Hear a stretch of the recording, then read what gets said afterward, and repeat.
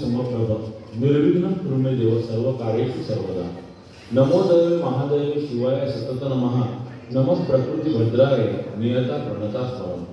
सर्व स्वरूपे सर्वेशे सर्व शक्ती समन्विते भयभ्यस त्राहिनो देवी दुर्गे देवी नमोस्तुते. कृष्णाय वासुदेवाय हरये परमात्मने प्रणतक्लेशनाशाय गोविंदाय नमो नमः. ब्रह्मानंदं परमसुखदं केवलं ज्ञानमूर्तिं द्वंद्वातीतं गगनसदृशं तत्त्वमस्यादिलक्ष्यम् एकं नित्यं विमलमचलं सर्वैः साक्षिभूतं भावातीतं त्रिगुणरहितं सद्गुरुं त्वं नमामि. गुरुर्ब्रह्मा गुरुर्विष्णु गुरुर्देवो महेश्वरा गुरुस्साक्षात् परब्रह्म तस्मै श्री गुरुवे नमः. श्रीपाद श्री वल्लभत्वं सदैव श्री दत्तास्मान पाहि देवादिदेव भावग्राह्य क्लेशहारी सुकृते घोरात कष्टात उत्तरास्मान नमस्ते. त्वन्नो माता त्वं पिता तोधिपस्त्वं त्राता योगं क्षेमकृत सद्गुरुस्त्वं त्वं सर्वस्वो नो प्रभो विश्वमूर्ते घोरात कष्टात उत्तरास्मान नमस्ते. पापं तापं व्याधिमादिं च दैन्यं भीतिं क्लेशं त्वं हराशेर्वदैन्यं त्रातारण्यो ईशास्त्रियुक्ते घोरात कष्टात उत्तरास्मान नमस्ते. नान्यस्त्राता नापि दाता न भर्ता तत्वो देवं त्वं शरण्यो कहर्ता कुर्वात्रेयानुग्रहं पूर्णरते घोरात कष्टात उत्तरास्मान नमस्ते. धर्मे प्रीतिं सन्मतिं देवभक्तिं सत्संगाप्तिं देहि भुक्तिं च मुक्तिं भावासक्तिं चाखिलानंदमूर्ते घोरात कष्टात उत्तरास्मान नमस्ते. श्लोक पंचकमे तद्यो लोकमंगलवर्धनम प्रपठे नियतो भक्त सश्री दत्त प्रियो भवे. अत्रिपुत्रो महातेजो दत्तात्रेयो महामुनि तस्य स्मरणमात्रेण सर्व पापै प्रमुच्यते. अनसूया अतिसंभूतो दत्तात्रेयो दिगंबरा स्मर्तुगामी च भक्तानां उद्धरता भवसंकटात्. संकल्पितं कार्यविघ्नमीश द्राकसिद्ध मायात ममाखिलेश पापत्रयने हरसंपदीश तापत्रयने हर्षांतदीश नर्मदे हरसंभूते हरलिंगार्थ नारते हरलिंगार्थ नटते जयाघम नर्मदे हर. ज्या ज्या ठिकाणी मनजाय माझे त्या त्या ठिकाणी निजरूप तुझे ठेवीन मी मस्तक ज्या ठिकाणी तेथे तुझे सद्गुरु पाय दोन. तराणे जयाची असे जन्मभूमी श्रीदत्त उपासना नित्यनेमी गुरु वासुदेवे कृपा पूर्ण केली नमस्कार नानास माझा त्रिकाळ. बुडालो असे मी भवसागरात हाती धरा सद्गुरु माय तात कृपा करी मध्वरी विलासा नमस्कार माझा तुला कृष्णदासा. पूजनीय महाराजांच्या कृपेने आजचा हा जो योग आलेला आहे हा योग आला हे म्हणण्याला दोन कारणं आहेत की कुठलीही गोष्ट जी आहे तर ही कुठलीही गोष्ट भगवंताच्या इच्छेने त्याच्या जी त्याची इच्छा असेल त्याद्वारेच घडत असते. आणि म्हणून योग हा शब्द आपण वापरलेला आहे कारण आपण मनामध्ये बरेचदा असं होते की खूप गोष्टी ठरवतो परंतु प्रत्येक गोष्ट ही पूर्णत्वास जातेच असं नाही आहे.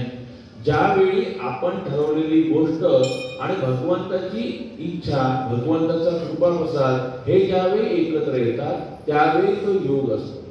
आणि म्हणूनच योग म्हणण्याचं कारण हे आहे. आणि दुसरी गोष्ट म्हणजे अशी की आपल्या सगळ्यांना माहिती आहे की गेल्या 2 वर्षापासून 2 वर्ष झाले होते की जे आपले हा जो कार्यक्रम असतो हा कार्यक्रम अगदी छोट्याशा स्वरूपामध्ये इथे संपन्न झालेला होता. त्याला कारण होतं की कोरोनाचं महाभयंकर संकट आलेलं होतं. सगळे सरकारी नियम निर्बंध होते आणि त्यामुळे अगदी छोट्या स्वरूपामध्ये हा कार्यक्रम संपन्न झालेला होता.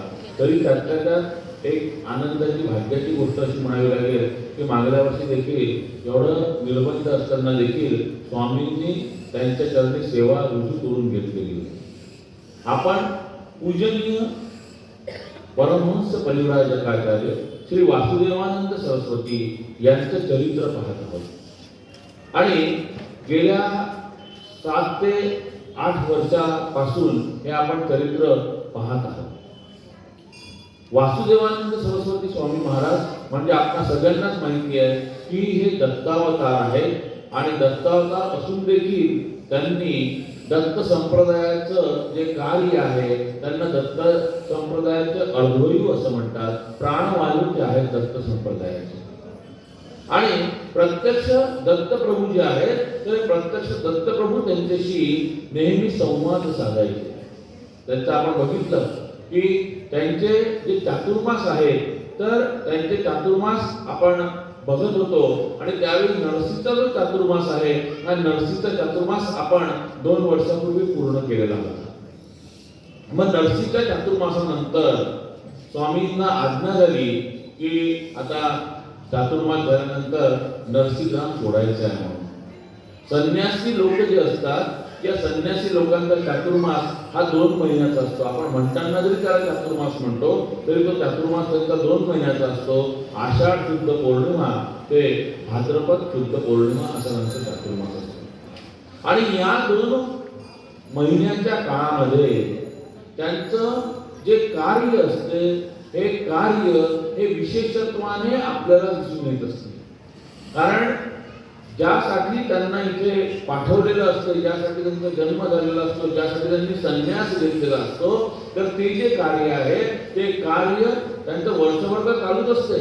परंतु या 2 महिन्याच्या काळामध्ये अधिकाधिक प्रभावीपणे अधिकाधिक ईश्वरी इच्छेनुसार ते कार्य चालते आणि म्हणून आपण त्याला तो चातुर्मास असं म्हणतो. मग नरसीचा चातुर्मास झाला. नरसीचा चातुर्मास झाल्यानंतर भाद्रपद पौर्णिमेला स्वामींनी सीमोल्लंघन केलं आणि सीमोल्लंघन केल्यानंतर मग स्वामी तिथून त्यांना दत्तप्रभूंची आज्ञा झाली की आता नरसी हे ग्राम सोडायचं आहे. आपल्याला हे देखील माहिती होतं की आपल्या समस्त दत्त भक्तांसाठी जी आपल्याला एक साधन दिलेलं आहे स्वामींनी करुणा त्रिपदी, या करुणा त्रिपदीची रचना या नरसी या ग्रामातच झालेली आहे. नरसी या ग्रामामध्ये स्वामी होते. तिथे नरसी नामदेवाचं नरसी जे आहे नामदेवाचं जन्मस्थान तर त्या ठिकाणी स्वामींचा चातुर्मास 15वा चातुर्मास पूर्ण झाला आणि त्यानंतर मग त्या करुणा त्रिपदीची रचना त्यांच्याकडून त्या ठिकाणी झालेली होती. आणि मग त्यानंतर स्वामींना आज्ञा झाली, दत्ताज्ञा झाली की तुम्ही आता हे जे स्थान आहे हे सोडलं पाहिजे आणि तुम्ही तुमच्या पुढच्या प्रवासाला निघायचं आहे. कारण साधारणतः संन्यासी लोक 3 रात्रीपेक्षा कुठेच त्यांचा वास एका जागी राहत नाही. परंतु हा चातुर्मासाचाच काळ असा असतो की या चातुर्मासाच्या काळामध्ये संपूर्ण 2 महिने ते कुठेच जात नाही. 2 महिने त्यांच्या एकाच ठिकाणी वास्तव्य असते, नाहीतर त्यांचं असं वास्तव्य नसतं एका ठिकाणी. मग तो जो नरसीचा चातुर्मास आहे तो संपल्यानंतर त्यांना आज्ञा झाली आणि मग स्वामी निघाले नरसी सोडून. नरसी सोडल्यानंतर स्वामी वाशिम येथे आले. त्यांचं जे उत्तरोत्तर कार्य होतं, भक्तोद्धारणाचं जे कार्य होतं ते कार्य त्यांचं सुरू होतं. आणि मग वाशिम नंतर स्वामी कारंजामध्ये आलेले होते. कारंजामध्ये ते आताचं जे आपल्याला हे मंदिर दिसतं आहे तर हे मंदिर त्यावेळी नव्हतं. स्वामी ज्यावेळी इथे आले तर त्यावेळी मंदिर नव्हतं. हे इथे भरपूर झाडी होती. आणि मग स्वामींनी नरसिंह स्वामी महाराजांचं जे जन्मस्थान आहे त्या ठिकाणी आपण नेहमी जाऊन दर्शन करतो ते स्थान स्वतः स्वामींनी शोधलेलं आहे. स्वामींनी सगळ्यांना दाखवलेलं आहे की या ठिकाणी महाराजांचा जन्म झालेला आहे. आणि नंतर मग ब्रह्मानंद स्वामींनी ते हे जे मंदिर आज आपण पाहतोय तर हे मंदिर त्यांनी बांधलेलं आहे. या इथे स्वामींच्या कारंजामध्ये त्यावेळी 3 दिवस मुक्काम होता.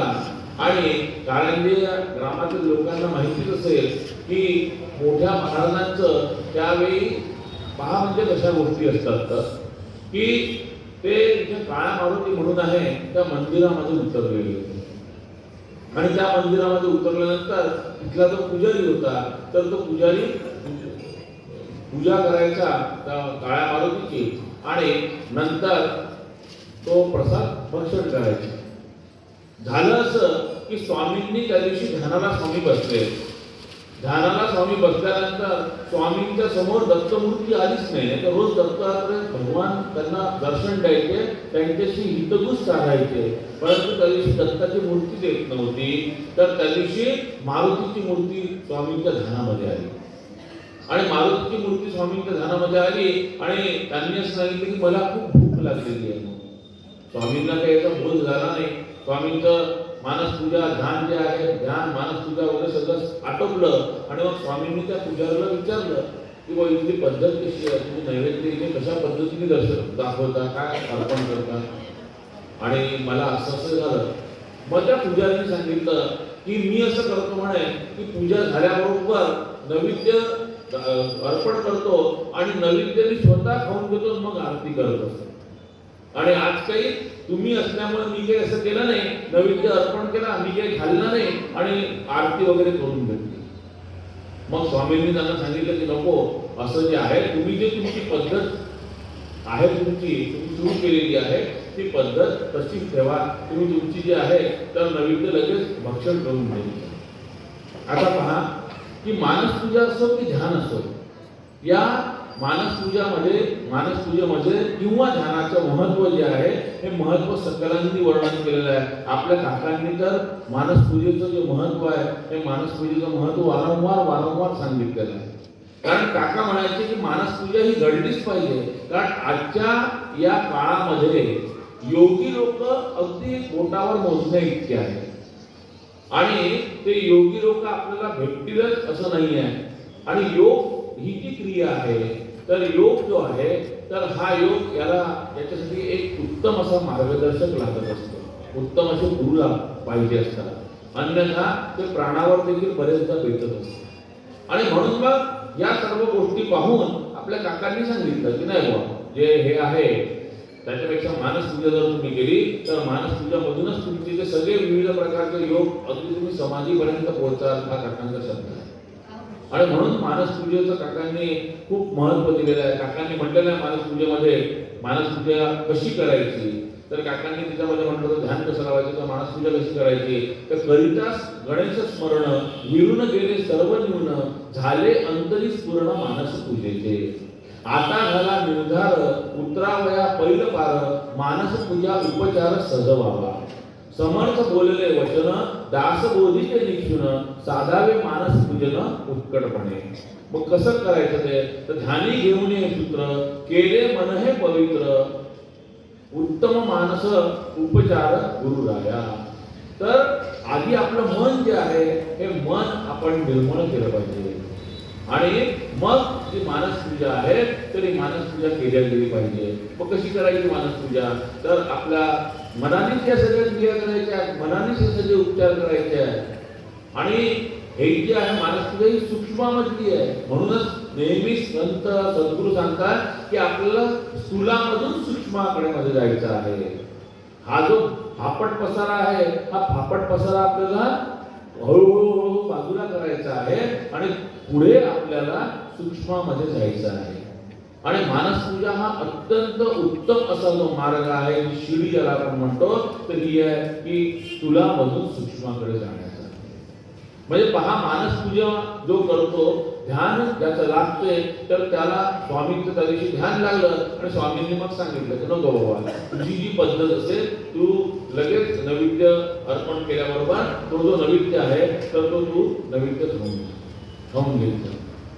काका देखील बरेचदा म्हणायचे की मानसपूजा ही नित्य नियमाने का घडली पाहिजे, कारण मानसपूजा घडल्यानंतर जशी आपल्याला एखाद्याची ओढ लागते तशी भगवंताला देखील आपल्या भक्ताची ओढ लागते. आणि भगवंत देखील म्हणतो की आज माझ्या शिष्याने माझी मानसपूजा केली नाही, आज माझ्या भक्ताने मला दूध अर्पण केलं नाही. वास्तविकता आपण काही दुधाचा ग्लास ठेवायचा नसतो मानसपूजेमध्ये, मनानेच तो दुधाचा उपचार आहे. किंवा मी माझ्या सद्गुरूंसाठी दूध जे आहे दूध आटवलेलं आहे, त्याच्यामध्ये केशर घातलेलं आहे, त्याच्यामध्ये थोडीशी वेलची पावडर घातलेली आहे आणि ते मी त्यांच्या समोर ठेवलेलं आहे. परंतु हे जे आपण मनानेच करतो, तर हे मनाने केल्यानंतर देखील त्या गोष्टीची त्यांना सवय लागते आणि ते त्या मनानेच केलेल्या हे जे उपचार आहेत तर या उपचारामुळे ते संतुष्ट होतात. आणि मग एका दिवशी जरी उपचार घडला नाही तर लगेच बिलकुल त्यांना देखील ओढ लागते की आज माझ्या भक्तांनी का बरं दिलं नसेल म्हणून. एक असाच प्रसंग अगदी सत्य घडलेली घटना आहे की एक भक्त होते आणि ते नित्य नियमाने मानसपूजा करायचे. चुकून त्या दिवशी त्यांच्याकडून असं घडलं गेलं, मानसपूजेमध्ये राधा आणि कृष्णाची मूर्ती ते आणायचे आपल्या ध्यानामध्ये मानसपूजेमध्ये, आणि त्या दिवशी त्यांनी रोज त्याची दूध गार करून द्यायचे भगवंताला.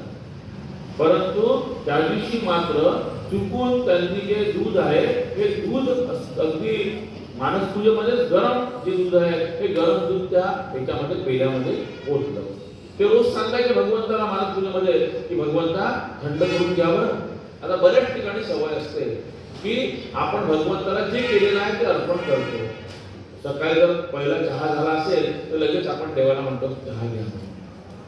आता आपल्याला हेच शिकायचं आहे याच्यामधून. तर त्यांनी काय केलं की चुकून त्या दिवशी ते विसरून गेले म्हणायचे की भगवंता दूध जे आहे दूध खूप गरम आहे हे तुम्ही गार करून घ्या म्हणून. आणि चुकून त्यांनाच मानसपूजेमध्ये असं दिसलं ते उकळीचं दूध जे आहे ते उकळीचं दूध त्या कृष्णाच्या पायावर थोडंसं सांडलेलं आहे. मानसपूजा त्यांची संपली आणि त्यानंतर मग ज्यावेळी त्यांनी पूजा करायला सुरुवात केली तर पूजा करायला सुरुवात केल्यानंतर त्यांच्या असं लक्षात आलं त्या दिवशी की पितळीचा जो गोपाळ कृष्ण त्यांच्या पूजेमध्ये होता तर खरोखर त्या पायाजवळ थोडासा एक असा टक्का त्याचा उडालेला दिसला. म्हणजे एवढी मानसपूजा जी आहे तरी एवढी मानसपूजा ही अत्यंत आवश्यक आहे आणि त्याचं एवढं महत्व आहे की ज्या गोष्टी मानसपूजेमध्ये घडतात त्या आपल्याला दिसतात, आपण त्या संकल्पितो त्याच गोष्टी प्रत्यक्षामध्ये घडत असतात. आणि म्हणूनच आपण देखील जे मी आता म्हटलं की आपण भगवंताला चहा अर्पण करत असतो, सकाळी दूध अर्पण करत असतो, तर आपण नित्य नियमाने मात्र म्हटलं पाहिजे. कारण आपण लगेच उकळीचा चहा पेल्यामध्ये म्हणा किंवा याच्यामध्ये टाकतो आणि तो भगवंताला म्हणतो आणि घ्या म्हणतो. आपण तो चहा पिऊ शकतो का? तो चहा आपण पिऊ शकत नाही. का पिऊ शकत नाही? कारण तो खूप गरम असतो. आपण फुंकर म्हणून तो चहा पितो आणि भगवंत कसा एवढा गरम चहा पिणार? म्हणून किमान तुम्ही भगवंताला एवढं जरी म्हटलं की भगवंता तू तो थोडासा गार करून घे. निश्चितपणे पहा की भगवंत देखील तो जो चहा आहे दूध असेल जे काय कोणता पदार्थ असेल तर तो गार करून देतो. अर्थात भगवंताला कुठलाच त्रास होत नाही. कारण यथा देहे तथा देवे. जे आपल्याला आपल्या देहासाठी लागतं तेच भगवंताला आपण अर्पण केलं पाहिजे. चांगल्या वस्तू आपण भगवंताला अर्पण केल्या पाहिजे. आता विषय निघाला म्हणून सांगतो की थंडीच्या दिवसामध्ये आपल्याला स्वतःला अगदी गरम पाणी लागते आणि भगवंताला मात्र आपण गार पाण्याने अंघोळ घालतो. एक छोटंसं भांडण आणा, त्याच्यामध्ये गरम पाणी करा आणि भगवंताला गरम पाण्याने कोमट पाण्याने तरी निदान अंघोळ घाला. आपल्याला लागते, आपल्याला लगेच थंड पाणी सहन होत नाही, सर्दी होते, थंड पाण्याने एखाद दिवशी जरी अंघोळ करायचं काम पडलं तर मग भगवंताला कसं हे सहन होणार? म्हणून भगवंता जे जे म्हणून म्हटलं यथा देहे तथा देवे. जे जे आपल्या देहाला लागते त्या सगळ्या ज्या गोष्टी आहेत या सगळ्या गोष्टी आपण भगवंताला अर्पण केल्या पाहिजे. चांगलंच आपण भगवंताला जे आहे ते भगवंताला अर्पण केलं पाहिजे. आपण चांगलं अर्पण केल्यानंतर भगवंत देखील आपल्याला चांगलंच देतो, हे लक्षात घ्या. तर आपण काही ज्या गोष्टी आहेत या काही गोष्टी शिकल्या पाहिजे. म्हणून संत जे आहेत, संतांची जी शिकवण आहे, संतांचं जे आचरण आहे, या संतांच्या आचरणामधून, संतांच्या शिकण्यामधून, संतांच्या उपदेशामधून आपल्याला ह्या सगळ्या गोष्टी आत्मसात करायच्या. ह्याच गोष्टी ज्या आहेत या गोष्टी आपल्याला शिकायच्या आहेत. पहा, आपल्याला अंग पुसायला अगदी चांगला रोज धुतलेला मोठा टॉवेल लागतो आणि बरेच जणांकडे देव पुसायचं एक जे वस्त्र असते ते अगदी असं टिपिकल असते की ते वर्षानुवर्ष धुतात की नाही माहितीच नसते. नुसतं देव तेवढ्यापुरती हे केले, पुसून ठेवले की पुन्हा ते वस्त्र न धुतात आपण ते अडकवून ठेवतो, पुन्हा दुसऱ्या दिवशी त्याचा आठवतो. अक्षरशः त्याला बऱ्याच ठिकाणी कुजट वास येतो. आपल्याला अजिबात कुठलाच वास सहन होत नाही आणि त्या कापडाने आपण जर तो वास जर हे केला त्या भगवंताला जर आपण पुसलो तर ते त्याला सहन होईल का तो वास? या काही ज्या गोष्टी आहेत या काही गोष्टी आपण या ध्यानामध्ये घेतल्याच पाहिजे. काय हरकत आहे, 2 छोटेसे नॅपकिन आणा, ते नॅपकिन रोज अगदी चांगले साबण लावून धुवा, वाळत घाला. भगवंत प्रसंग आपल्यालाही चांगलं वाटेल. ज्या पद्धतीने आपण स्वतःसाठी सगळ्या चांगल्या गोष्टी करतो त्याच पद्धतीने आपण भगवंतासाठी देखील गोष्टी केल्या पाहिजे. तर कारंजामध्ये स्वामी आल्यानंतर या गोष्टी घडल्या. स्वामींनी जन्मस्थान वगैरे शोधलं, सगळ्यांना दाखवलं आणि मग स्वामी पुढे गेले. स्वामी मग अमरावतीला गेले. कारंजावरून अमरावतीनंतर मूळ तापीला गेले. त्या ठिकाणी स्वामी 1 महिनाभर राहिले. त्यांचं वास्तव्य जे होतं ते वास्तव्य मूळ तापी जी आहे तर त्या मूळ तापीला 1 वर्ष राहिले. मग त्याच्यानंतर स्वामी, कारण स्वामींना प्रत्येक गोष्ट जी होती तर ही प्रत्येक गोष्ट दत्तप्रभू आज्ञा घ्यायचे आणि दत्तप्रभूंनी आज्ञा दिल्यानंतर मग त्याच गोष्टी ज्या आहेत त्याच त्यांना कराव्या लागायच्या. आपण पुढे पाहणार या चातुर्मासामध्ये की ते जर दत्ताच्या आज्ञेच्या विरोधात जर वागायचा त्यांनी प्रयत्न केला तर त्यांना कशा पद्धतीने त्रास करायचा. म्हणून दत्त गुरूंनी त्यांना सांगितलं किंवा तू आता पुढे पुढे चालत राहा म्हणून. आणि मग हे सांगितल्यानंतर ते पुढे होशंगाबाद आहे तिथे गेले, नंतर विदिशा आहे तिथे गेले, तिथे काही दिवस राहिले. या विदिशाला ते साधारणतः गेले त्यावेळी दत्त जयंतीचा हा असा कालावधी होता. त्या ठिकाणी समस्त ग्रामकरी जे होते, कारण त्या काळामध्ये भगव्या वस्त्रांना खूप महत्व होतं. कोणाच्याही अंगावर अर्थात संन्यासी जे लोक होते या संन्यासांना खूप महत्व होतं आणि त्यामुळे साहजिकच जेही ते संन्यासी लोक ज्याही गावामध्ये जातील त्या गावामध्ये आपसूक भक्त लोक जे असायचे ते भक्त लोक तिथे जमा व्हायचे. आणि मोठे महाराज जे आहेत ते मोठ्या महाराजांची इकडे दुसरी तिसऱ्या वेळेची चक्कर होती आणि त्यामुळे आधी पूर्वपरिचित मंडळी जी होती ही पूर्वपरिचित मंडळी खूप त्या ठिकाणी जमा झालेली होती. आणि मग तिथे विदिशाला गेल्यानंतर दत्त जयंतीच्या उत्सवाला आधीच लोक ओळखीचे होते. त्यांनी सगळ्यांनी स्वामींना म्हटलं की नाही स्वामी तुम्ही आता दत्त जयंतीचा उत्सव या ठिकाणी करा. म्हणून स्वामींनी दत्त जयंतीचा उत्सव त्या ठिकाणी करायचं ठरवलं. दत्त जन्म झाला संध्याकाळी आणि स्वामींना आज्ञा मिळाली की तुम्ही उद्याच्या उद्याच हे सोडायचं आहे, स्थान सोडायचं. स्वामींनी दत्तप्रभूंना सांगितलं किंवा मी उद्या हे स्थान सोडू शकणार नाही, कारण हे जे समस्त भक्त लोक आहेत या भक्तांनी हा उत्सव तुमचा उत्सव करत आहे आणि त्यांनी उद्या याची समाप्ती म्हणून मोठ्या प्रमाणामध्ये भंडारा ठेवलेला आहे, समाराधना ठेवलेली आहे आणि म्हणून मी हे सोडू शकणार नाही. स्वामींनी दत्तप्रभूंनी पुन्हा सांगितलं स्वामींना की नाही हे तुम्हाला आजच्या आज हे स्थान सोडावं लागेल, म्हणजे सोडावंच लागेल. स्वामींनी लगेच भक्त मंडळींना सांगितलं जे त्यांनी तयारी केली त्यांना किंवा आम्ही उद्या सकाळ हे इथे राहणार नाही आहे, आम्ही निघून जाणार आहे. ते लोक खूप नाराज झाले भक्त मंडळी की आम्ही तुमच्यासाठी हा उत्सव केलेला होता आणि तुम्हीच जर राहिले नाही तर या गावामध्ये जर तुम्ही थांबले नाही, तुम्ही जर निघून गेले तर मग आम्ही सुद्धा हा उत्सव करत नाही, आम्ही सुद्धा याची समाप्ती करणार नाही. मग पहा स्वामींनी त्याच्यामधून मध्यम मार्ग शोधला. म्हणजे आपल्याला संतांचं मी म्हटलं ना आचरण जे आहे हे संतांचं आचरण आपल्याला याच्यासाठी अनुकरणीय असते ते आणि त्याच्यामधून बोध घ्यायचा असतो. मग स्वामींनी काय केलं की स्वामींनी एक मधला मार्ग काढला. दत्तप्रभूंनी आज्ञा दिली की तुम्हाला हे ग्राम जे आहे ग्राम सोडायचे आहे. म्हणून लगेच स्वामींनी काय केलं की स्वामींनी त्या दिवशी दुसऱ्या दिवशी सकाळी उठल्याबरोबर ग्रामांतर केलं, वेश ओलांडली झाला. म्हणजे दत्तप्रभूंची आज्ञा त्या ठिकाणी पाळल्या गेली आणि नंतर समस्त भक्तांची खूप इच्छा होती की नाही मग स्वामींनी हे केलं इथे आलं पाहिजे, त्यांचा हिरमोड झाला असता. म्हणून मग दुसऱ्या गावामध्ये स्वामी गेले आणि पुन्हा नंतर भंडाऱ्याच्या वेळेपर्यंत स्वामी वापस आले. म्हणजे भक्त जे आहे हे भक्त देखील संतुष्ट झाले आणि दत्तप्रभूंची जी आज्ञा होती त्या दत्तप्रभूंच्या आज्ञेचंही उल्लंघन झालं नाही. दोन्ही गोष्टी ज्या आहेत या दोन्ही गोष्टी साध्य केल्या गेल्या. बरेचदा स्वामींना भक्तांसाठी खूप त्रास देखील व्हायचा आणि स्वामी इतके करुणाहृदय होते, इतके कोमल होते. उगीच आपण बरेच जणांनी स्वामींची प्रतिमा अशी खूप ते कडक होते, त्यांची अशी एक विचित्र अशी प्रतिमा तयार केलेली आहे की मोठे महाराज म्हणजे त्यांचं फार सोहळं होतं, ते कोणाला लागू देत नव्हते, ते अमूक पुढू देत नव्हते, ते फारच कडक होते. परंतु असं काहीच नव्हतं. उलट त्यांच्या इतका कोमल हृदय कोणी नव्हता, त्यांच्या इतका करुणाकर कोणी नव्हता, त्यांच्या इतका दयाळू कोणी नव्हता, त्यांच्या इतका कृपेचा आधार कोणी नव्हता. त्यांच्या चरित्रावरून या गोष्टी आपल्याला सगळं लक्षात येतात. मग विदिशावरून दत्त जयंतीचा उत्सव झाला आणि दत्त जयंतीचा उत्सव झाल्यानंतर मग स्वामी पुढे ब्रह्मावर्ताला गेले. ज्या पद्धतीने स्वामींना इकडे दक्षिणेमध्ये नरसोबाची वाडी हे जे स्थान आहे, हे तीर्थक्षेत्र आहे, हे खूप आवडायचं. त्याच पद्धतीने उत्तरेमध्ये ब्रह्मावर्त जे आहे हे ब्रह्मावर्त ठिकाण देखील खूप आवडायचं.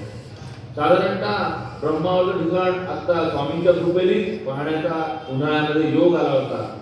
साधारणतः त्या ठिकाणी पाऊण किलोमीटरचा ते 1 किलोमीटरचा पूर्ण गंगेचं पात्र आहे, एवढं मोठं तिथे पात्र आहे.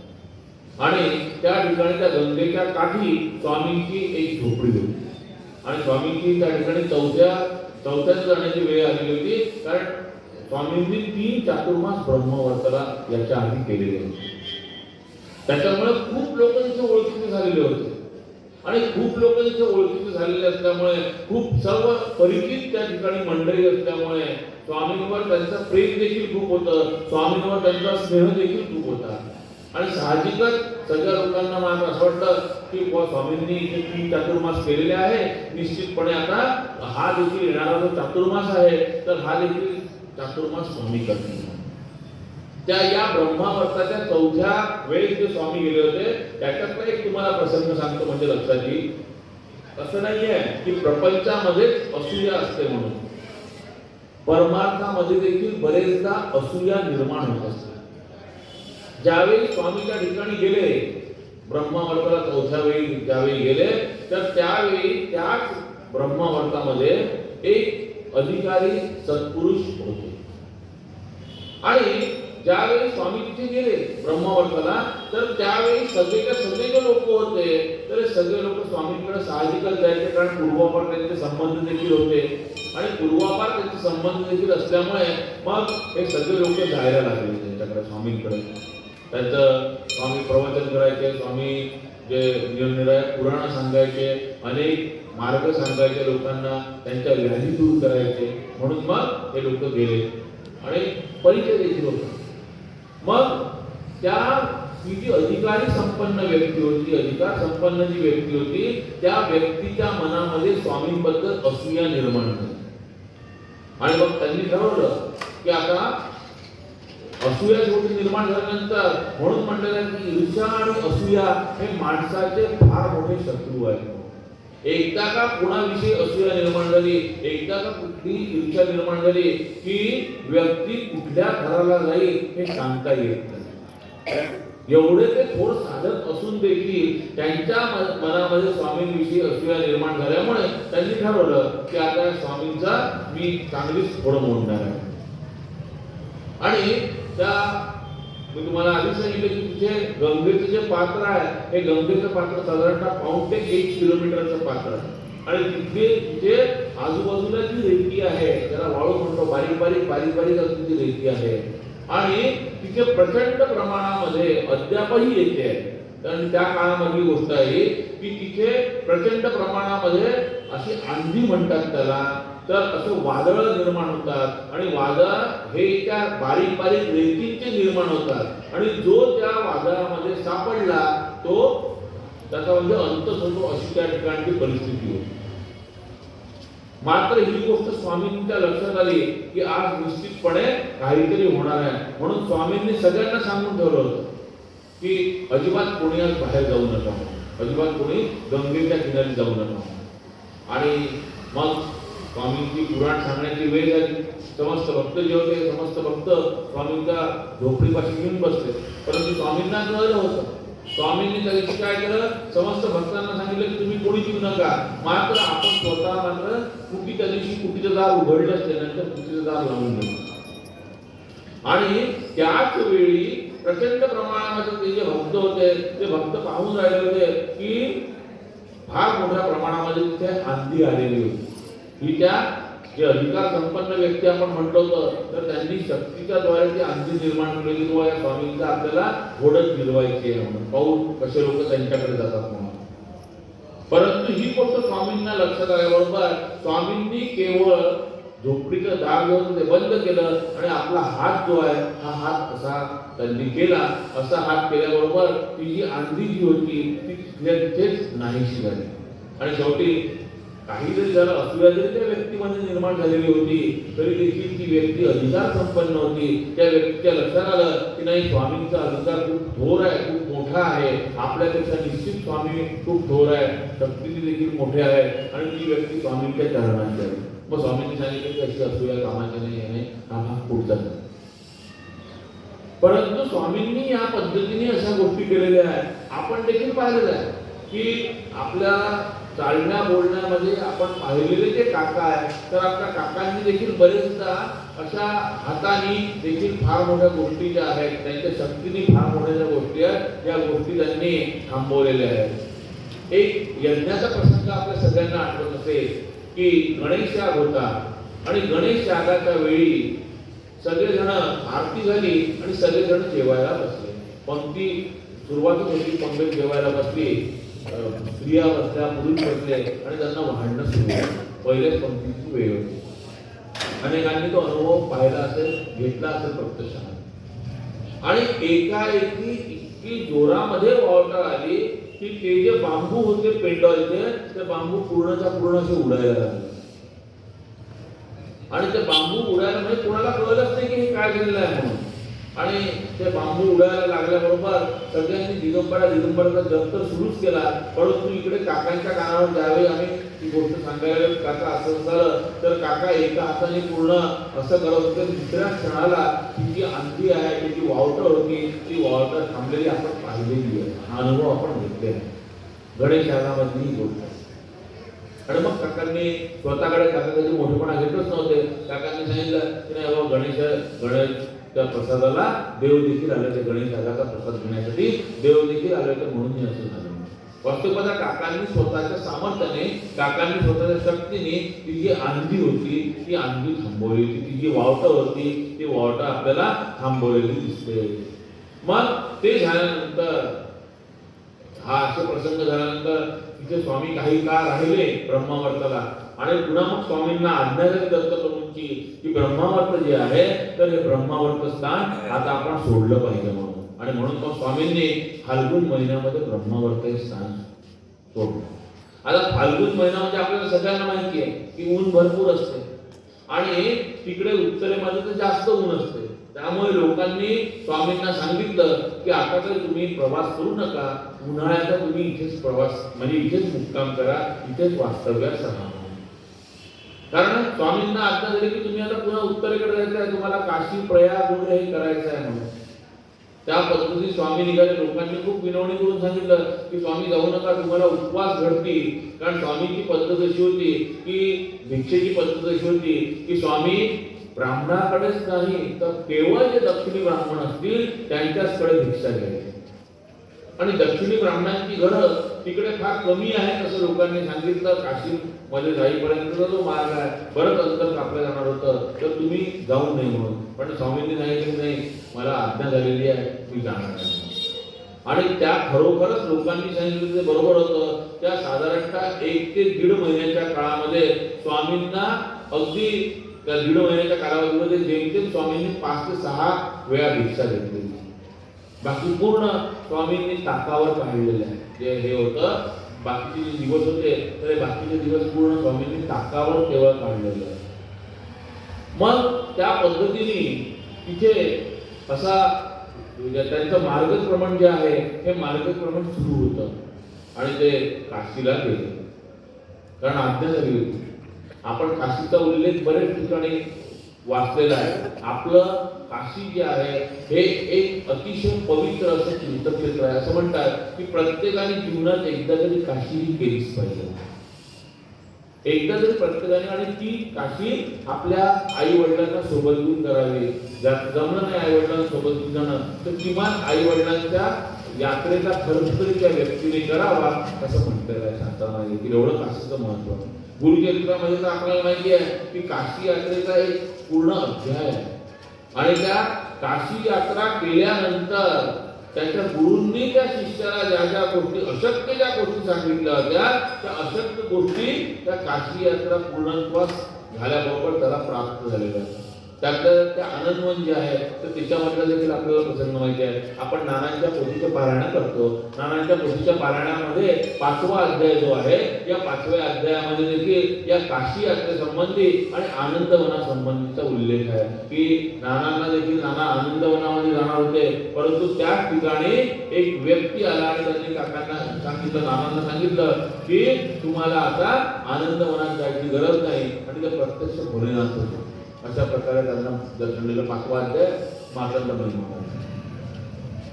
तर ह्या ज्या अशा ज्या घटना आहेत, तर या घटना अशा मुद्दाम संतांच्या जीवनामध्ये निर्माण केल्या जातात की या घटनांवरून आपल्याला आपल्यासारख्या समस्त भक्तांना काहीतरी बोध व्हावा म्हणून. संत चरित्र जे आहे हे संत चरित्र म्हणून अभ्यासायचे असतात. संतांचे जे चरित्र आहे, सद्गुरूंचे जे चरित्र आहे हे सद्गुरूंचे चरित्र म्हणून अभ्यासायचे असतात. केवळ पुस्तक वाचलं, एखाद्या सद्गुरूंचं म्हणा किंवा एखाद्या संतांचं चरित्र वाचायचं म्हणून वाचलं आणि नंतर अलमारीत ठेवून दिलं, असं चालत नाही.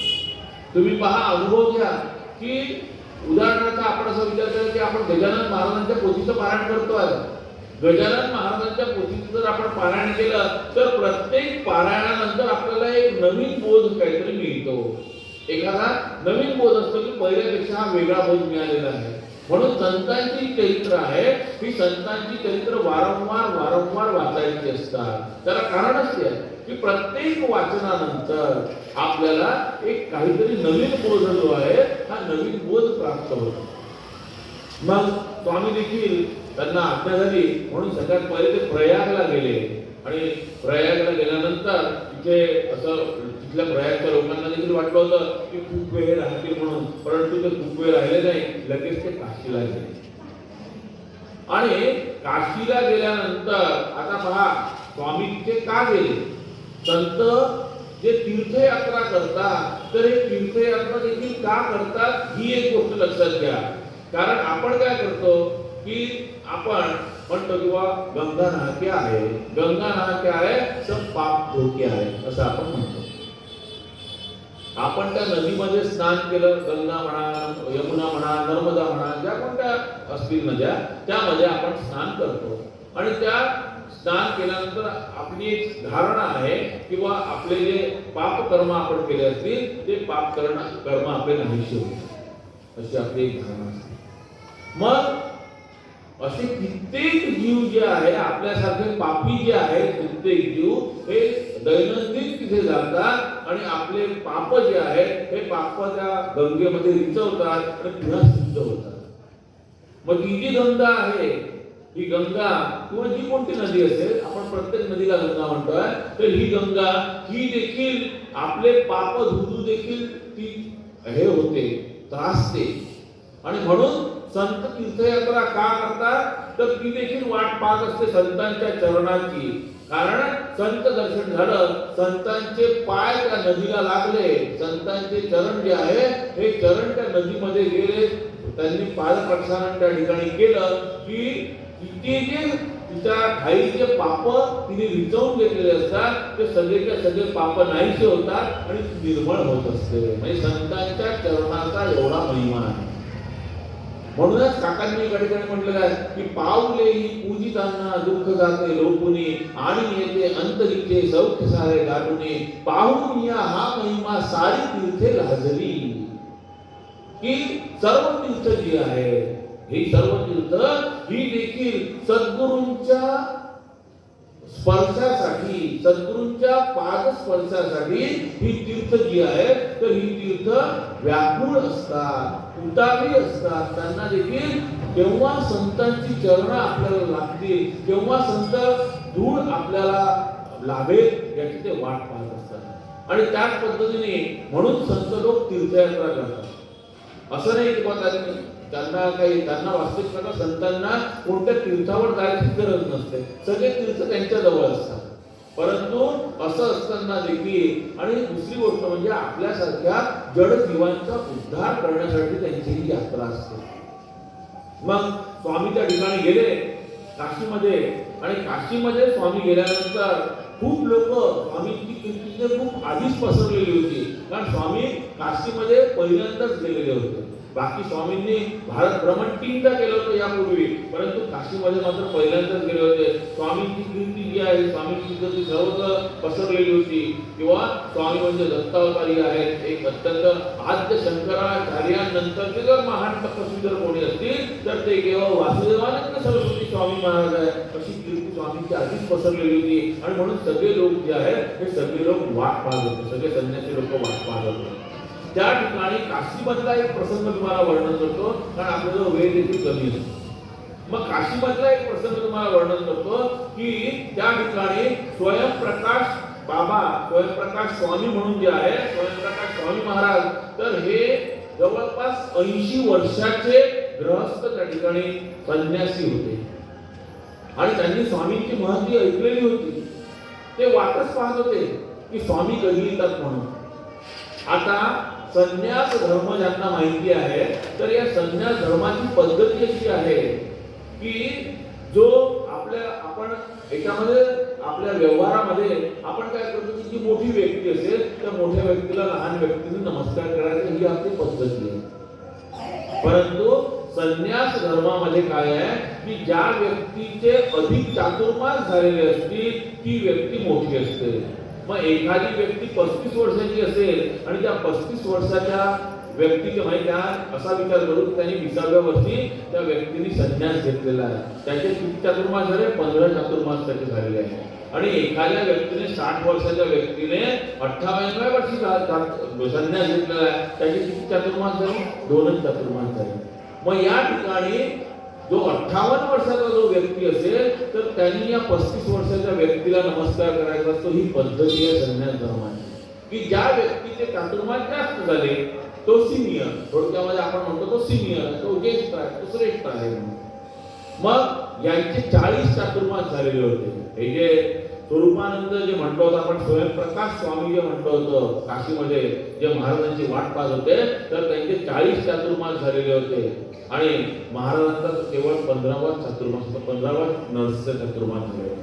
महाराज त्या ठिकाणी गेले आणि महाराज त्या ठिकाणी गेल्यानंतर काशीमध्ये गेल्यानंतर हे जे स्वयंप्रकाश स्वामी महाराज आहे ते स्वामींच्या भेटीला आले आणि स्वामींच्या भेटीला आल्यानंतर त्यांनी स्वामींना साष्टांग दंडवत घातला.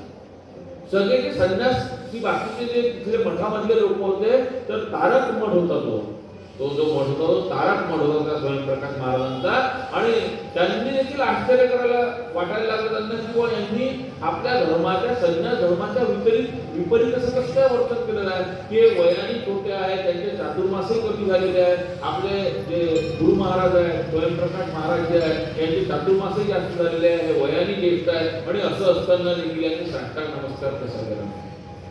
महाराजांना ही गोष्ट जरा हे झाली. महाराजांनी त्यांना सांगितलं की नाही मी तुम्हाला नमस्कार करतो म्हणून. मग त्यांनी समस्त बिलकुल जे हे होते त्यांचे जे शिष्य होते जे अनेक संन्यासी त्या ठिकाणी होते काशीमध्ये, त्यांना या स्वयंप्रकाश महाराजांनी सांगितलं की हे जे आहे तर हे अत्यंत थोर आणि श्रेष्ठ असे आहे. प्रत्यक्ष हे दत्तावतार आहेत. यांचे जरी कमी चातुर्मास झालेले असते, जरी यांचे 15 चातुर्मास झालेले असते, तरी अधिकाराने मात्र हे स्वतः खूप मोठे आहे. हे स्वतः स्वयंप्रकाश महाराजांनी सांगितल्यानंतर, कारण त्या ठिकाणी स्वयंप्रकाश महाराज म्हणजे त्या काशीमध्ये त्या काळामध्ये तारक मठ जो होता तर हे तिथले अत्यंत एक महान असे व्यक्ती होते, अधिकारी असे व्यक्ती होते. आणि त्यांनी त्यावेळी सांगितलं की स्वामी महाराज हे माझ्यापेक्षाही थोर आहे. हे ज्यावेळी त्यांनी सांगितलं त्यावेळी मग बाकीचे संन्यासी आहेत त्या बाकीच्या संन्यासी लोकांनी देखील कुठलाही विचार न करता स्वामी महाराजांना नमस्कार केला. आणि मग स्वामी महाराज त्या ठिकाणी 3 दिवस होते काशीमध्ये. आणि स्वामी महाराजांना तिथे देखील इच्छा होती किंवा आपण आपला जो चातुर्मास आहे पुढचा तर हा काशीमध्ये करावा, स्वामी महाराजांची इच्छा होती. परंतु पुन्हा दत्तप्रभूंचा त्यांना इच्छेच्या बाहेर जाता येत नव्हतं आणि दत्तप्रभूंचा त्यांना आदेश झाला की आता तुम्हाला परिक्रमा जी आहे, पंचस्थान परिक्रमा जी आहे म्हणजे काशीमध्ये काशीच्या जवळ पंचतीर्थ म्हणून जे आहे तर त्या पंचतीर्थांची तुम्हाला परिक्रमा करायची आहे असा विचार त्यांना आज्ञा झाली. आणि मग पंचक्रोशीची जी यात्रा आहे तर या पंचक्रोशीच्या यात्रा महाराजांनी लगेच सुरू केली. त्यांनी सांगितल्याबरोबर आज्ञा झाल्याबरोबर तिथे रामेश्वर घाट म्हणून आहे या पंचक्रोशीमध्ये.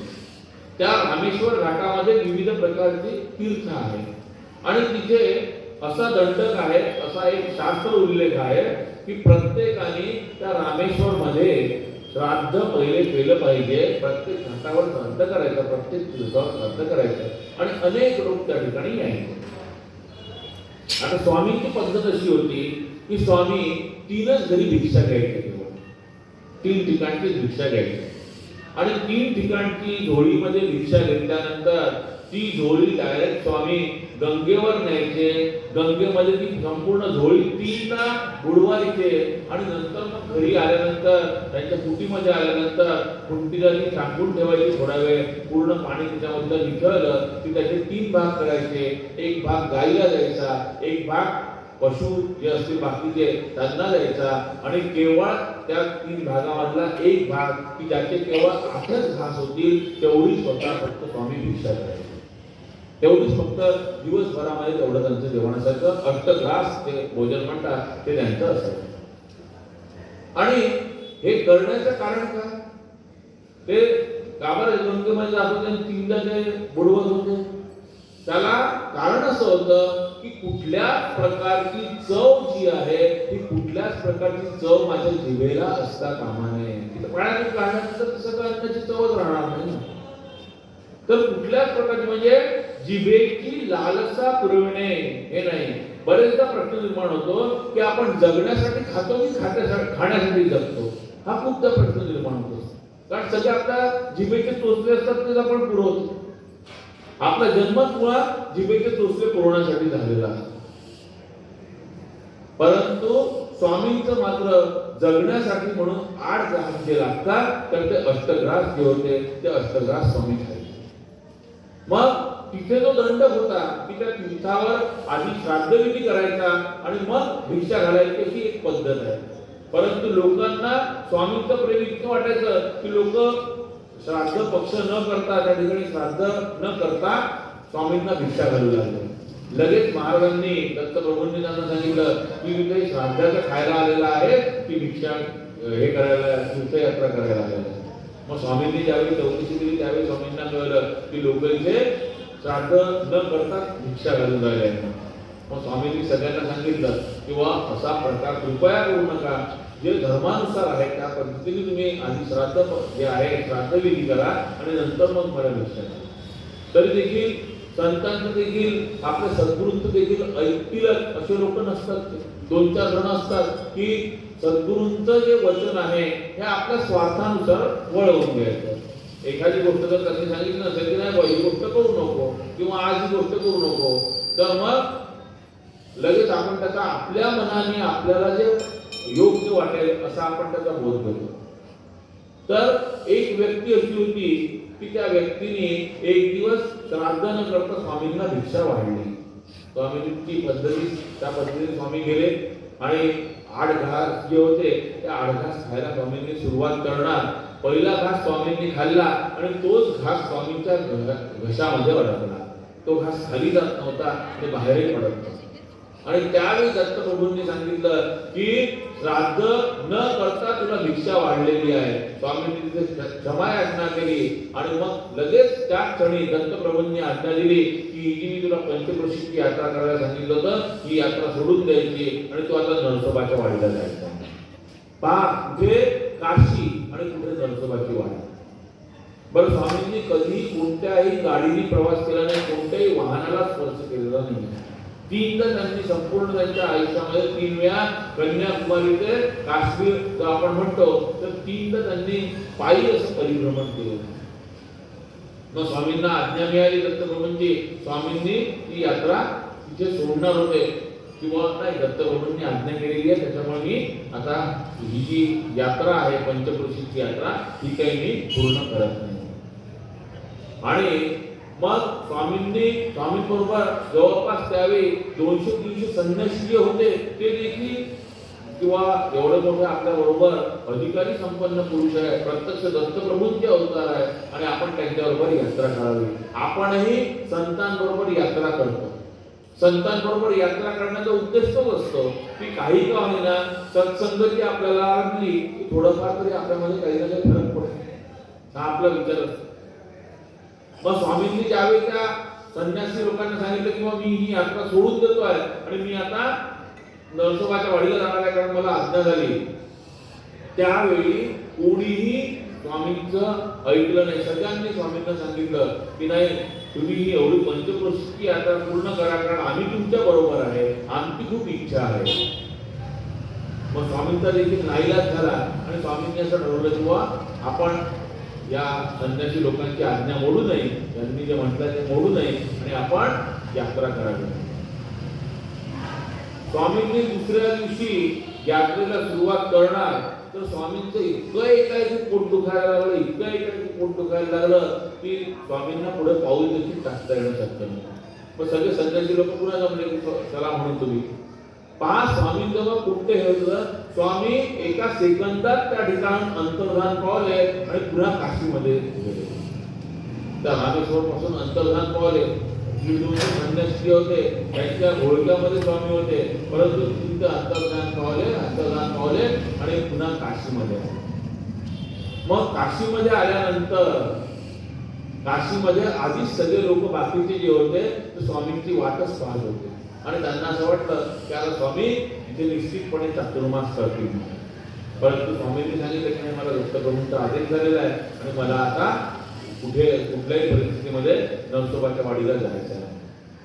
मग तिथे स्वामी जवळून काही ज्ञान प्राप्त करून घेण्यासाठी म्हणून जे ज्ञानीपिपासू लोक होते ते ज्ञानीपिपासू लोक त्या ठिकाणी आले. स्वामींनी त्या ठिकाणी 7 दिवस मुक्काम केला. 7 दिवसामध्ये त्यांना जे उपनिषद वगैरे ज्याचं ज्ञान पाहिजे होतं ते ज्ञान दिलं आणि स्वामी मग पुढे चालायला लागले. पुन्हा स्वामी रस्ता तो सुद्धा इकडे नरसोबाच्या वाडीचा यायचा म्हणून स्वामी ब्रह्मावर्ताला पुन्हा आले. ब्रह्मावर्ताला स्वामी आल्यानंतर मग लोकांना असं वाटतं की चला आता काही हे नाही, ज्या की लवकर स्वामी आलेले आहेत आणि आता चातुर्मासाची वेळ देखील आता जवळ आलेली आहे. म्हणजे निश्चितपणे स्वामी आता या ठिकाणी 16वा जो स्वामींचा चातुर्मास आहे तो करतील. परंतु त्या ठिकाणी स्वामी ब्रह्मवर्ताला 5व्या खेपेला केवळ 10 दिवस राहिले. पुन्हा स्वामींना आज्ञा झाली की हे जे स्थान आहे हे स्थान तुम्ही सोडलं पाहिजे.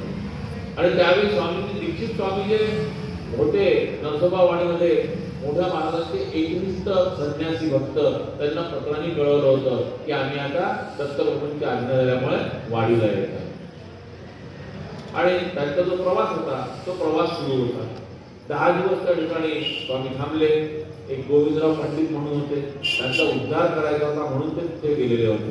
म्हणजे पहा, उद्धार करण्यासाठी, कोणाला ज्ञान देण्यासाठी, कोणाला दुःख निवारण करण्यासाठी म्हणून संतांच्या ज्या यात्रा असतात या संतांच्या यात्रा या होत असतात.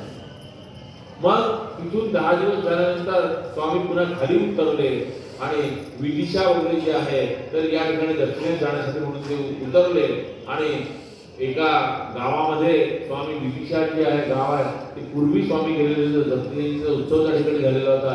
पुन्हा त्या विदिशामध्ये आले. त्यावेळी पहा एक लहान मुलगी स्वामी गावात प्रवेश करणार तर एक लहान मुलगी आली आणि तिने सांगितलं की तुम्ही गावामध्ये प्रवेश करू नका, तुम्ही गावाच्या बाहेर नदी किनारी राहा. आता एखादी लहान मुलगी जी स्वामींना ओळखतही नाही ती तिच्या कशी स्वामींना कसं म्हणाल की तुम्ही गावामध्ये प्रवेश करू नका.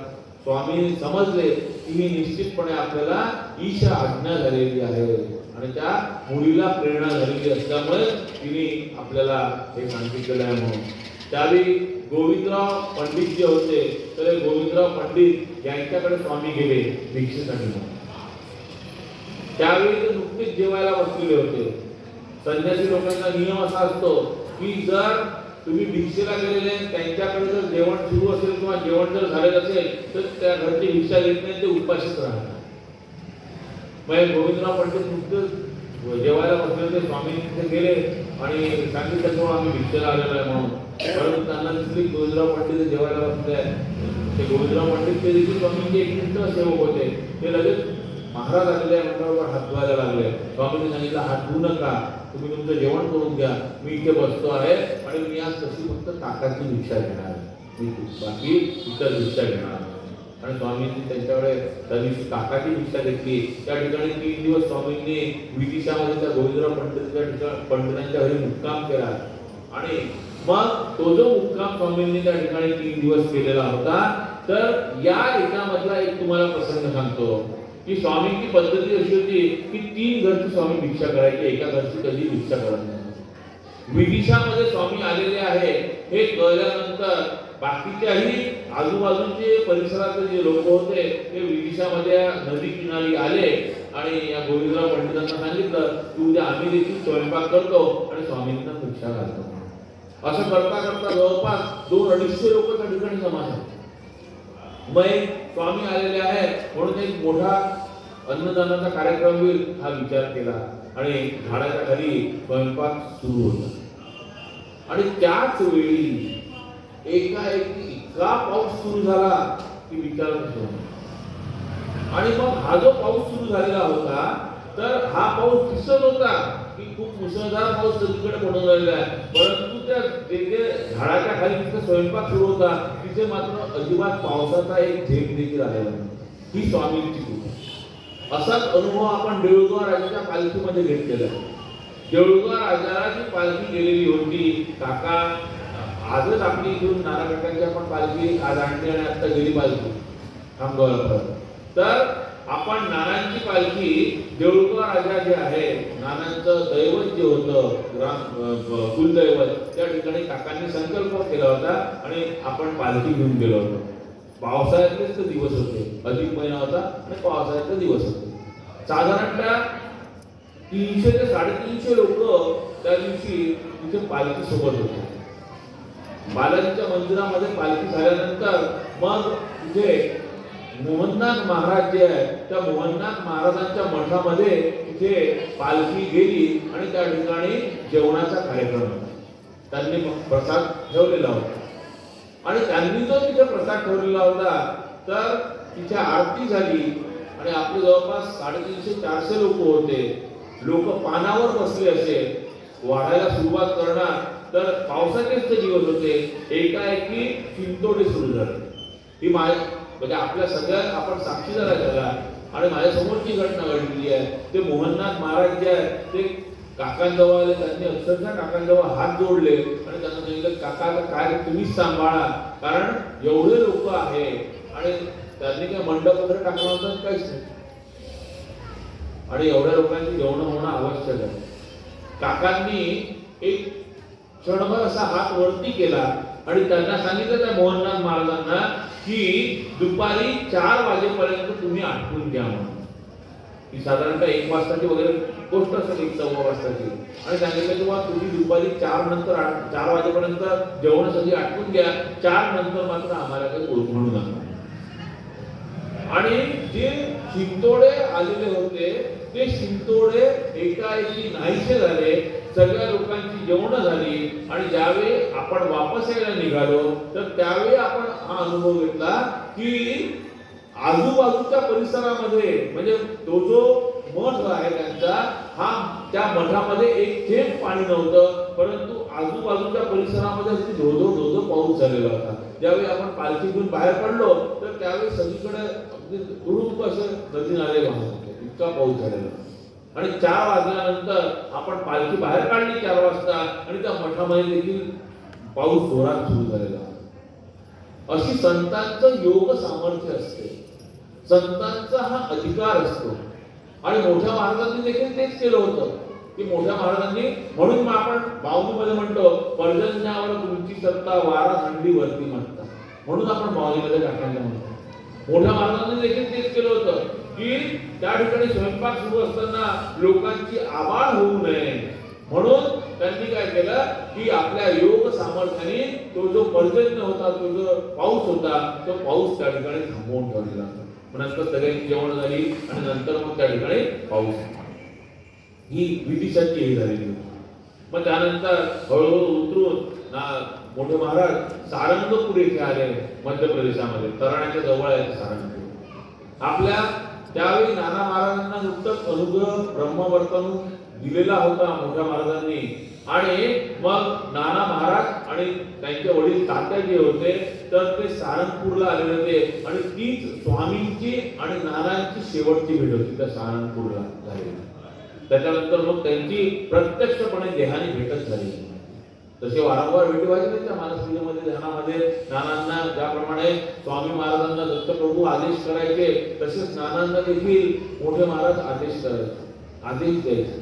परंतु प्रत्यक्षची भेट म्हणतो ती सारंगपूरला झालेली महाराजांची शेवटची भेट होती. महाराजांची जी भेट झालेली होती ती शेवटची होती. आणि आपलं पातंजल योगसूत्र जे आहे त्याच्यामध्ये सांगितलेलं आहे की योगाच्या सामर्थ्याने हे जे संत लोक असतात, हे संत लोक कशा पद्धतीने अनेक ज्याला आपण चमत्कार म्हणतो, त्यांच्यासाठी त्या सहज लीला असतात, त्यांच्यासाठी त्या सहज लीला असतात, आपण त्याला चमत्कार म्हणतो.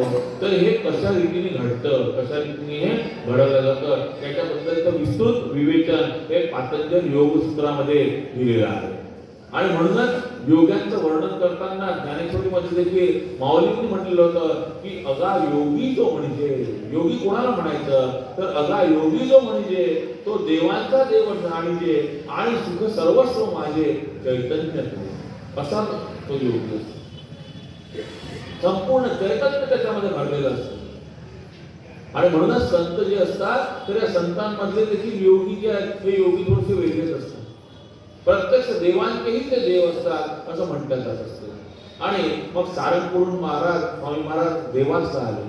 देवासला आल्यानंतर पुढे देवास संस्थांचे जे राजे होते ते स्वामींचे एकनिष्ठ भक्त होते. आता कदाचित हा प्रसंग सांगितल्यानंतर आपल्याला काहीतरी पालखीमध्ये जे लोक होते त्या पालखीबद्दल लोकांना काहीतरी बोलली की सारंगपूरला देवासचे जे राजे होते ते महाराजांचे भक्त होते, त्यांनी एक दत्त मंदिर बांधायचं ठरवलं होतं. आणि त्या दत्त मंदिरामध्ये महाराजांच्या हातून दत्त मूर्तीची स्थापना करायची आणि पूजा करायची असं त्यांनी ठरवलं होतं. त्यांना कळलं की महाराज येऊन राहिले आहे, म्हणून त्यांनी काय केलं, शेवटी राजा तरी त्यांचे अनेक सेवक त्या ठिकाणी जागोजागी चौकामध्ये त्या रस्त्यावर हे केले आणि सांगितले की असे असे संन्यासी येणार आहे, त्यांना तुम्ही राजवाड्यावर घेऊन या आणि मग आपण दत्तमूर्तीची पूजा त्यांच्या हातून करून घेऊ म्हणून मग स्थापना करून. त्या लोक वाट पाहून राहिले स्वामींची, स्वामी येतील म्हणून. आणि स्वामी त्या ठिकाणी आले. त्या लोकांनी विचारलं, त्यांचे जे पहारेकरी असतील, जे अधिकारी वर्ग असतील त्यांनी विचारलं किंवा आपण संन्यासी आहात तर मग आपण राजवाड्यामध्ये चलावे. महाराजांनी सांगितलं की हा तुमचा राजा आहे, त्या राजाचा संन्यासी देखील राज संन्यासी असेल, माझ्यासारखं कडक राजाचं काम असणार म्हणून. आणि ते लोक देखील भ्रमित झाले सगळे अधिकारी वगैरे की महाराज सांगतात ते खरंच आहे, एखादा संन्यासी आता जो येणार असेल तो राजयोगी असेल, राज संन्यासी असेल. आणि म्हणून हे संन्यासी निघून गेले. मोठे महाराज जे आहे ते मोठे महाराज देवा सोडून गेले.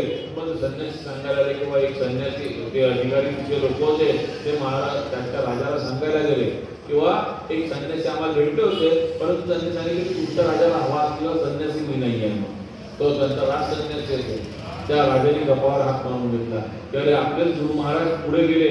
मग त्याच्या लक्षात आलं की संतांचं स्वागत करायला मोठा अधिकारी नको असतो, संतांचं स्वागत करायला आपला नोकर नको असतो, तर आपल्या सद्गुरूंसाठी आपण त्या ठिकाणी हजर राहणं आवश्यक असते. आपल्या सद्गुरूंच्या जर कृपेचा, आपल्या सद्गुरूंची कृपा जर आपल्याला पाहिजे असेल तर त्या ठिकाणी आपण स्वतः हजर पाहिजे. असं होईल का की एखाद्या अधिकाऱ्याने किंवा एखाद्या सेवकाने जेवण जेवलं आणि इकडे राजाचं पोट भरलं, असं होणार नाही.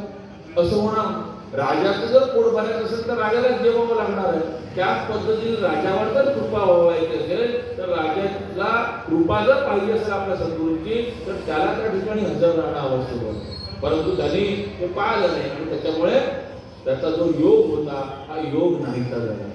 आणि शेवटपर्यंत महाराज नंतर देवाचा त्याच्याकडे गेलेच. मग ते झाल्यानंतर महाराज ओंकारेश्वरला आले. ओंकारेश्वरला महाराज आल्यानंतर महाराजांचे एक 8-10 दिवस मुक्काम झाला. आणि 8-10 दिवस मुक्काम झाल्यानंतर मग महाराज बडवाह जो आहे, खेडीघाट ज्याला म्हणतो, श्रीराम महाराजांचा या ठिकाणी आश्रम देखील आहे. आता सध्या जर आपण म्हणतात नर्मदेचा मोठा किनारा आहे, त्याला बडवाई हा शब्द होता, आता आपण त्याला बडवाह म्हणून बोलतो. आपण इंदोर करण्याला जाताना आपल्याला लागतो उजव्या हाताची झोपडी आहे अजूनही स्वामींचं. तर त्या ठिकाणी स्वामी थांबले बडवाईला आणि त्याच ठिकाणी स्वामींना आज्ञा झाली की आता जो चातुर्मास येणार आहे तर हा चातुर्मास तुम्ही या इथे खेडीघाटला करावा. मग त्या पद्धतीने एक 8-10 दिवस चातुर्मासाला सुरुवात व्हायची राहिली. आषाढ महिना लागलेला होता. आणि आषाढ महिना लागलेला असल्यानंतर मग स्वामींनी त्या ठिकाणी ठरवलं की आपल्याला चातुर्मास याच ठिकाणी करायचा आहे. सगळ्या भक्तांना कळले की स्वामींचा चातुर्मास हा बडवाला होणार आहे. म्हणून भक्त जे आहे ते भक्त त्या ठिकाणी आलेले आहेत. त्यांनी इथे राहायची व्यवस्था स्वतःची 2 महिन्यासाठी जी व्यवस्था असते ती व्यवस्था स्वतः स्वामी त्या भक्तांनी इथे केलेली आहे. आणि भक्त आनंदित झालेले आहे किंवा आपल्याला संतांची संगत घडणार आहे. म्हणून संत संगत का करायची असते, संत सहवास का पाहिजे असतो, संतांचं जे आपल्याला आपण म्हणतो की सहवास जो आहे हा सहवास का पाहिजे असतो, कारण संतांच्या सहवासामध्ये इतकी ताकद असते, संतांच्या सहवासामध्ये आपण घडत असतो. आणि म्हणून एक गाणं भजनामध्ये तुम्ही ऐकलं असेल की आम्ही बिघडलो तुम्ही बी घडा. संतांच्या याच्यामधून आपल्याला हेच करायचं असतं. संत सहवास म्हणून जायचं असतो की संत ज्या पद्धतीने घडले त्यांच्या सहवासामध्ये राहून आपल्याला देखील घडायचं असते. म्हणून आम्ही बिघडलो तुम्ही बी घडा, म्हणजे तुम्ही सुद्धा घडा. बिघडाना म्हणजे बिघडू नका, तर तुम्ही बी घडा. बी म्हणजे तुम्ही सुद्धा घडायला पाहिजे. सागराच्या संगे नद्या बिघडल्या, ज्या ज्या बिघडल्या त्या भागीरथी झाल्या.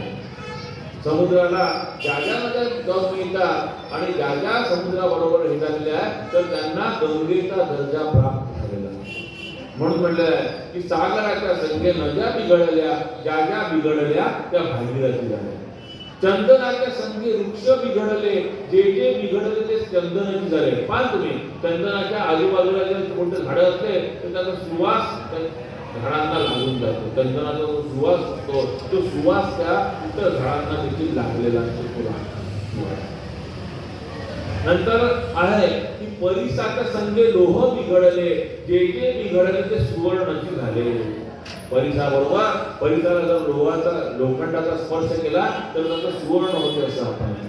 आणि पुढचं शेवटचं हे आहे की सद्गुरूंच्या संगे शिष्य बिघडले, जे जे बिघडले ते सद्गुरूची झाले. पण तसं घडता आलं पाहिजे, तसं आपण घडलो पाहिजे. आणि म्हणूनच संतांची संगत करायची असते, म्हणूनच संत समागम करायचा असतो, म्हणूनच संतांच्या चरणी आपल्याला कायम लीन राहायचं असते. त्यांच्या चरणाशी दास्यत्व आपल्याला स्वीकारायचं असते. आणि मग त्या ठिकाणी खेडीघाटला स्वामींनी ठरवलं किंवा आपला त्यांना दत्तप्रभूंची आज्ञा झालेली होती की आपल्याला 16वा जो चातुर्मास आहे हा 16वा चातुर्मास नर्मदा तीरावर आपल्याला खेडीघाट अर्थात बडवाह या ठिकाणी करायचं आहे. लोकांना ते समजलं आणि लोकांना समजल्यानंतर लोक सगळ्यात पहिले इंदोरहून सखाराम शास्त्री टिल्लू जे आहे हे आले. त्यानंतर इतर अनेक जे भक्त होते जे महाराजांची वाट पाहत होते की महाराजांच्या सहवासामध्ये महाराजांच्या संगतीमध्ये आपल्याला 2 महिन्याचा थांबायला मिळणार आहे. अनेक महाराजांच्या लीला आपल्याला अनुभवता येते. महाराजांच्या कृपेचा जो ओघ आहे हा महाराजांच्या कृपेचा ओघ आपल्याला मिळेल आणि आपल्याला कृपा प्रसाद आपल्याला मिळेल. ह्या आकांक्षेनी, या लालसेनी, या हेतूनी अनेक लोक त्या ठिकाणी खेडीघाटावर आलेले होते. आणि साधारणतः 200-300 लोक त्या ठिकाणी महाराजांबरोबर राहण्यासाठी आलेले होते असं म्हणतात. ते वावगं ठरवणार नाही. एक त्या ठिकाणी त्र्यंबकराव म्हणून गृहस्थ होते. त्यांना रोज रक्त पडायचं तोंडामध्ये.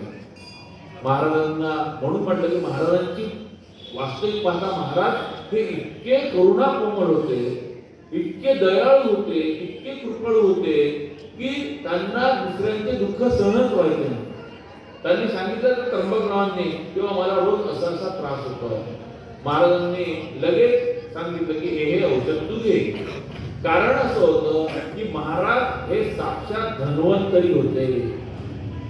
आपण जे धन्वंतरी जो म्हणतो तर महाराजच धन्वंतरी होते. कारण महाराज सांगायचे, काका नेहमी सांगायचे की महाराज ज्यावेळी रस्त्याने चालायचे तर त्यावेळी ज्या वनस्पती होत्या त्या वनस्पती महाराजांशी बोलायच्या आणि सांगायच्या की महाराज आमच्यामध्ये हा गुणधर्म आहे. आणि म्हणून पटकन महाराज कोणते जर हे झालं तर महाराज सांगायचे किंवा हे औषध तू घे म्हणून आणि लगेच त्याचा गुण यायचा. कारण प्रत्यक्ष काका सांगायचे की महाराजांशी ते झाडं त्या वनस्पती बोलायच्या की आमच्यामध्ये हा गुण आहे. आणि म्हणून महाराज धन्वंतरी. एवढं त्यांचं जो सामर्थ्य होतं, एवढा त्यांचा जो हे होता. आणि म्हणून मग एकदा प्रसंग असा झाला की इंदोरचे जे होळकर होते, तर इंदोरचे राजे होळकर, शिवाजीराव होळकर हे बडवाईला आलेले होते, त्यांच्या कारभाराला सोबत घेऊन आलेले होते तर स्वामींच्या दर्शनासाठी. कारण शेवटी होळकर घराण्यावर देखील स्वामींची कृपा होती. अयोध्यामध्ये होळकर नंतर निघाले त्या दत्तभक्त जे होते तर त्यांच्यावर देखील स्वामींची कृपा खूप होती. त्याच्यानंतर आपण मार्तंड महिन्यामध्ये नानांनी देखील होळकरांच्याकडे नाना कसे गेले काय गेले हे देखील पाहिलेलं 15व्या अध्यायामध्ये. तर कारण त्यांच्याकडे दत्तभक्तीचा वारसा होता, होळकरांकडे देखील दत्तभक्ती जी आहे या दत्तभक्तीचा वारसा होता. आणि मग ते स्वामींच्या दर्शनाला आले. स्वामी त्यांना म्हणतात की माझ्यासारख्या वेड्याचं दर्शन घेऊन काय तुम्ही करणार आहे. हा अनुभव आपणही घेतलेला आहे. आपण ज्यावेळी काकांना अनुग्रह मागायला तो किंवा काही म्हणायचं तर काका आपल्याला सांगायचे किंवा मला तुम्ही क्रिमिनल रेकॉर्ड पाहिलाय का, मी वॉन्टेडच्या लिस्टमध्ये आहे, अमुक काय जेणेकरून ते आपल्याला रमित करतील, आपली परीक्षा देतील. त्याच पद्धतीने स्वामींनी देखील तर राजा सांगितलं की बाबा मी एक वेळा आहे, तू इथे कशाला माझं दर्शन करायला येतं. परंतु स्वामींना देखील माहिती होती की हा आपला एकनिष्ठ भक्त आहे आणि त्या राजाला देखील माहिती होतं की स्वामी जरी काही बोलले तरी हे खऱ्या अर्थाने आपले गुरुच आहे. त्याच्यानंतर एक म्हणजे 5 संतांजवळ कशा गोष्टी होतात आणि संत जे आहेत तर हे कसे निर्भीड असतात हे एक उदाहरण तुम्हाला सांगतो आणि या ठिकाणी आपण थांबूया. तर निर्भीडत्व त्यांचं जर पाहायचं असेल तर याच मुक्कामामध्ये इंदूरच्या महाराणी ज्या होत्या तर त्यांचा निरोप आला इंदूरच्या महाराणीचा किंवा आम्ही दर्शनाला येतो म्हणून त्यांनी कारभाराबरोबर निरोप पाठवला किंवा आम्हाला स्वामींच्या दर्शनाला यायचं आहे. तो कारभारी स्वामींजवळ आला आणि सांगितलं किंवा राणी साहेबांना तुमच्याकडे यायचं दर्शन. स्वामींनी सांगितलं काही हरकत नाही, यायचा येऊ द्या, दत्तप्रभूंचं दर्शन घेऊ द्या आणि जाऊ द्या. पण त्या कारभाराने पुढे सांगितलं की महाराणींची अशी इच्छा आहे की त्या ज्यावेळी दर्शन घेतील त्यावेळी आपल्याजवळ कोणतेच भक्त नसावे. महाराजांनी त्वरित त्यांना सांगितलं की आम्ही कोणालाही जा म्हणणार नाही. आमच्याजवळ रंक काय आणि राजा काय, भिकारी काय आणि राजा काय हे सगळे एकच आहे. त्यांना जर यायचं असेल त्यांनी यावं, दत्तप्रभूंचं दर्शन घ्यावं आणि निघून जावं. अशी निर्भीडता ही संतांजवळ असते, अशी निस्पृहताही संतांजवळ असते. नाही तर आपण काय करतो, एखादा खूप मोठा राजकारणी आहे, एखादा खूप मोठा आमदार आहे, खासदार आहे, मंत्री आहे, लगेच तो जसं म्हणेल तसं आपण ऐकायला सुरुवात करतो. त्याच्यामुळे आपल्याला त्रास जरी होत असला तरी आपण तसं हे करत नाही. त्याला नाही म्हणण्याची हिंमत आपल्यामध्ये नसते. हाच आपल्यामध्ये आणि संतांमध्ये फरक आहे. हाच भेद आहे आपल्यामध्ये आणि संतांमध्ये. अशी निर्भीडता आपल्याला संतांना शिकायची. तर असा हा जो चातुर्मास आहे तर हा स्वामींचा चातुर्मास असा हे होत होता. 1-2 मिनिटं चालतील नक्की, थांबू 2 मिनिटं चालतील. एक प्रसंग सांगतो बघतो. तर स्वामींच्याकडे रोज चातुर्मासामध्ये भजन व्हायचं रात्रीला आणि स्वामींच्याकडे चातुर्मासामध्ये रोज रात्रीला जे भजन व्हायचं तर एक दिवस काय झालं की एका भक्ताने 5-6 आंबे आणून दिले आणि स्वामींनी सांगितलं की भजन झाल्यानंतर सगळ्यांना एक आंब्याचा प्रसाद द्या. भजनाला त्यावेळी रात्री कमीत कमी 150 ते 200 लोक होते आणि आंबे किती होते, 5 ते 6 आंबे होते. त्या गोविंदराव पंडित जे होते, सखाराम पिल्लू जे होते, त्यांनाही प्रश्न पडला की स्वामींनी सांगितलं सगळ्यांना एक आंबा द्या म्हणून आणि आंबे 6 आहेत, आता करायचं काय, कमीत कमी 150 लोक आहेत. त्यांनी स्वामींचं नाव घेतलं, टोपली घेतली आणि आंबा वाटायला सुरुवात केली. 150च्या 150 लोकांना आंबे वाटले गेले आणि पुन्हा 6 आंबे त्या टोपलीमध्ये शिल्लक झाले. अशी असते संतांची कृपा, असा असतो संतांचा मार्ग. नानांच्या याच्यामध्ये देखील एकदा उल्लेख आलेला आहे. आपण एकाध्यायी चरित्र जर असेल तर ते एकाध्यायी चरित्र होतं. तोही चमत्कार ज्या पद्धतीने स्वामींनी चमत्कार बडवाला केला त्याच पद्धतीने नानांनी देखील बडवाला चमत्कार केला होता. तुकोजीराव होळकर जे होते तर त्यांनी राजवाड्यामध्ये नाना राहत असताना सांगितलं, बडवाच्या राजवाड्यामध्ये राहत असताना किंवा माझ्याकडे काही लोक आलेले आहेत आणि त्यांना स्वामीजी, नाना तुम्ही बुंदीच्या लाडूचा प्रसाद पाठवा, त्वरित बुंदीच्या लाडूचा प्रसाद पाठवा. आता अगदी अल्प वेळामध्ये राजाने सांगितलेली इच्छा पूर्ण करणं हे देखील शक्य नव्हतं. परंतु राजाचा देखील त्या तुकोजीरावाचा नानांवर खूप विश्वास होता आणि त्यांना माहिती होतं की नानांचा जो प्रसाद आहे हा माझ्या सगळ्या लोकांना मला द्यायचा आहे म्हणून. आणि तो कुठला प्रसंग असा आहे मग की त्यांचा हे झाला निरोप आला. बुंदी लाडू पाठवा सत्वर हुकुमत तुकोजींचा, बडवाचा चमत्कार नानांनी दाखवला साकार. बुंदी लाडू पाठवा सत्वर हुकुमत तुकोजींचा. श्री नाना प्रार्थी दत्ता निश्चल होऊनी चित्ता, लाडवांचा पाहता पाहता ढीग पडला.